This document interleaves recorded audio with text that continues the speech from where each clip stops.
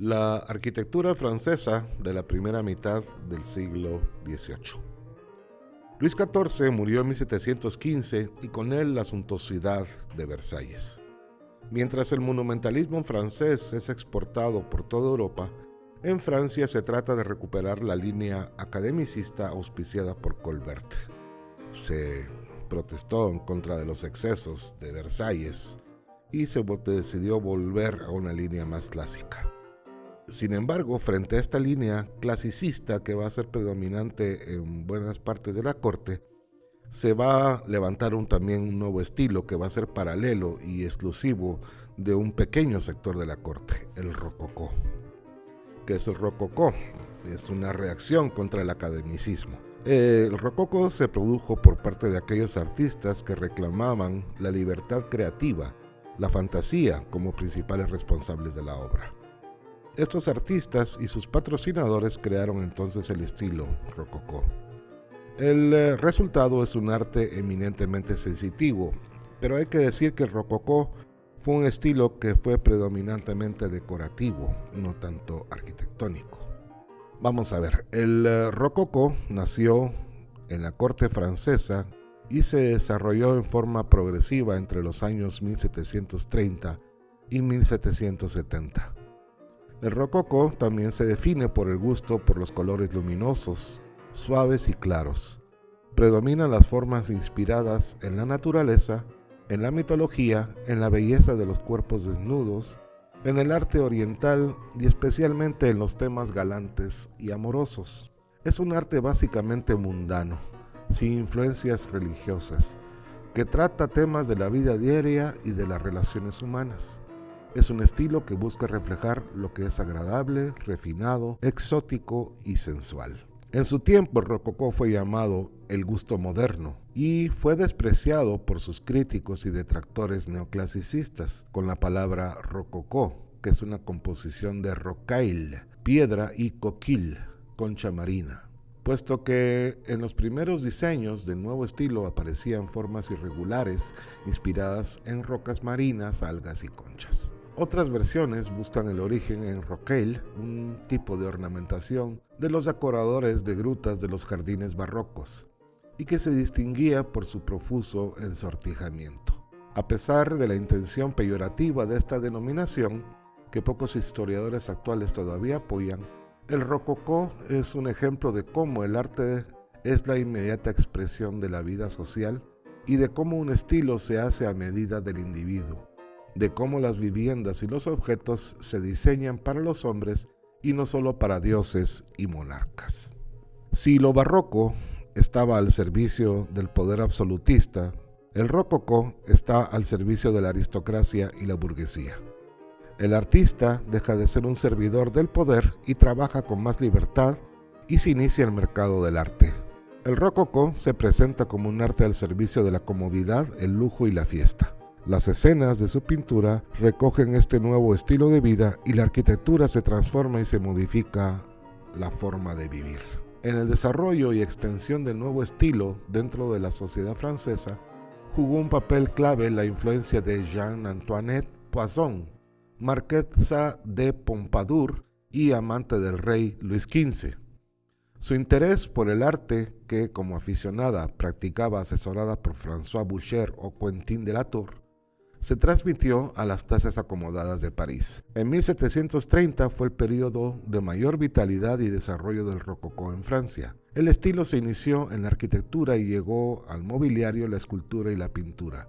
El estilo rococó se difunde sobre todo gracias a los artistas franceses y a las publicaciones de la época. Sin embargo, en Francia el rococó se proyectó sobre todo en la decoración de interiores, en la creación de muebles y objetos, en la pintura y en la moda. Será en otras regiones de Europa, sobre todo en Alemania y Austria, donde la arquitectura rococó obtenga sus mayores logros y alcances. La arquitectura francesa de grandes proyectos seguirá siendo dominada por el criterio neoclásico de la academia durante todo el siglo XVIII. Aquí vamos a mencionar a quizás el más importante arquitecto francés del siglo XVIII, Ange-Jacques Gabriel, nacido en 1698 y muerto en 1782. Fue más conservador que revolucionario. Realizó y llevó a la máxima perfección la tradición clásica francesa de Mansart, pasando de lado por el rococó. Era hijo de un reconocido arquitecto con quien se formó y en 1735 llegó a ser director de la academia. Como arquitecto real, trabajó exclusivamente para el rey Luis XV y Madame Pompadour, para quienes realizó numerosas obras de gran importancia y numerosas ampliaciones. Su primer proyecto destacado fue la Academia Militar de París, un proyecto que se inició en 1751 y se concluyó muchos años después, en 1788. La escuela militar fue encargada por Luis XV para centro de formación de jóvenes y adaptada pronto para escuela de cadetes. Sin pretender ser grandiosa, la escuela es de notable vigor, con 3 salas, la central más elevada y coronada por una cúpula según el modelo tradicional del Palacio francés.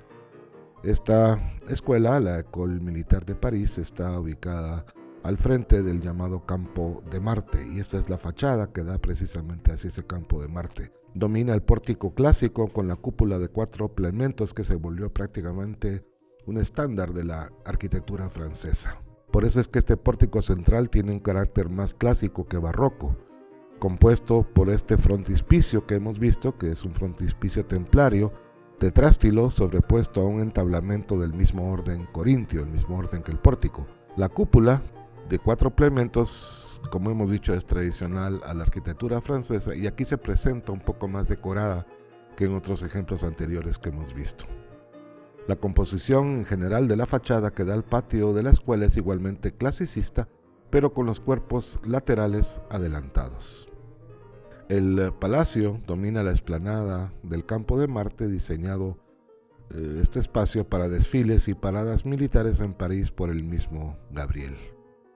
En Versalles, Gabriel realizó el gran edificio de la ópera, inaugurada en 1770, para la celebración del matrimonio del Delfín, el futuro rey Luis XVI, y María Antonieta, la princesa austriaca. La ópera sustituyó a los 2 teatros que existían desde la época de Luis XIV. Recordemos que Luis XIV en Versalles era gran aficionado a la ópera, en las cuales él mismo participaba muchas veces.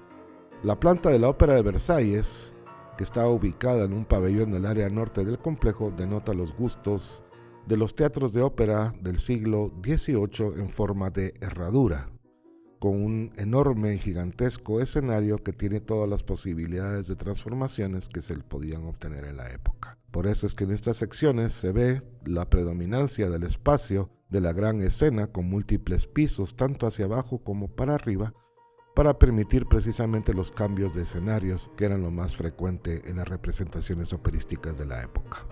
Aquí vemos las elevaciones. El exterior de la ópera de Versalles es más bien discreto, no es un edificio exteriormente muy grandioso. Pero la joya de la corona, dijéramos así, de Versalles, y el edificio, aunque muy pequeño, el más importante que diseñó Jacques Gabriel, fue el Petit Trianon. El Petit Trianon o Pequeño Trianon se encuentra situado al sureste del Gran Trianon en el recinto palaciego de Versalles. El Pequeño Trianon fue creado por iniciativa de Luis XV y se inauguró en 1769. Este pequeño edificio cuadrado de un piso con un ático pequeño, coronado por una barandilla, fue construido sobre un basamento corredizo. Es un edificio totalmente neoclásico.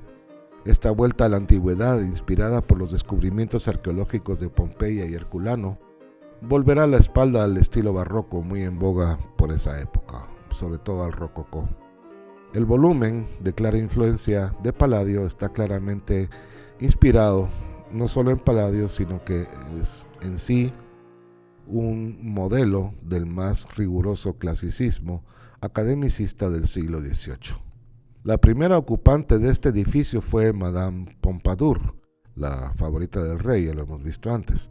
Después fue ocupado por Madame du Barry, la nueva favorita del rey, a la muerte del anterior. Luis XVI posteriormente regaló el Pequeño Trianon a su esposa María Antonieta. El Pequeño Trianon tiene además sus propios jardines, su conjunto de jardines en complemento con el edificio.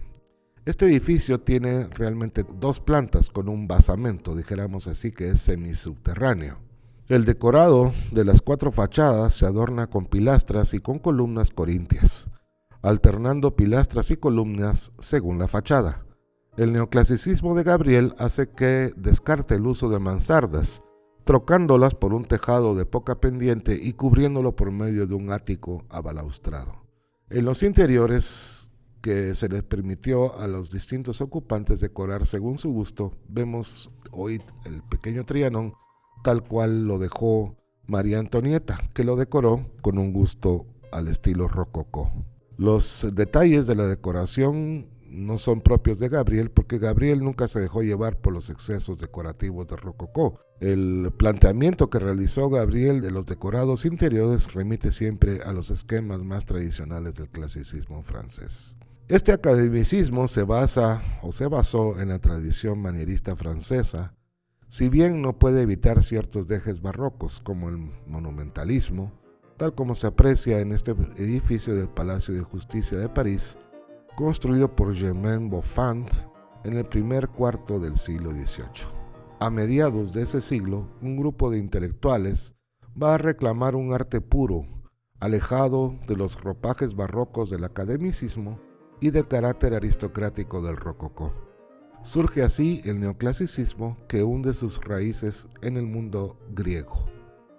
Durante la segunda mitad del siglo XVIII, estas tres tendencias artísticas, el barroco, clasicista francés por supuesto, el rococó y el neoclasicismo de fuerte influencia griega, van a vivir en paralelo y hasta en ocasiones complementándose.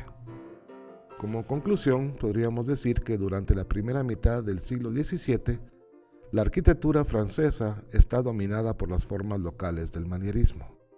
Esta tendencia prácticamente no había de cambiar hasta mediados del siglo XVIII en la arquitectura religiosa. El gran revulsivo llega de la mano de una generación de arquitectos encabezados por Le Beau, que levantan Vaux-le-Vicomte y sobre todo Versalles. A la muerte de Luis XIV se rompe esta tendencia artística y la arquitectura se divide, primero entre los tardomanieristas y los rococó, a los que más tarde se les unen los neoclásicos.